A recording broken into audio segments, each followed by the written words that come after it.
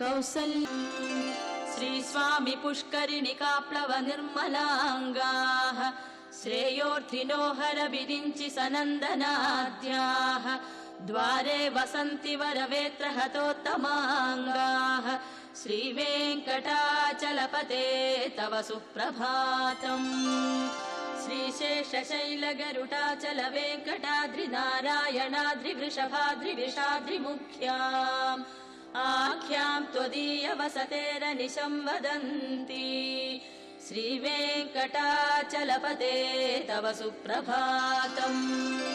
सेवा परा शिव सुरेश कृशानुधर्म रक्षोऽम्बुनाथ पवमान धनादिनाथाः बद्धाञ्जलि प्रविलसन्निज शीर्षदेशाः श्रीवेङ्कटाचलपते तव सुप्रभातम्।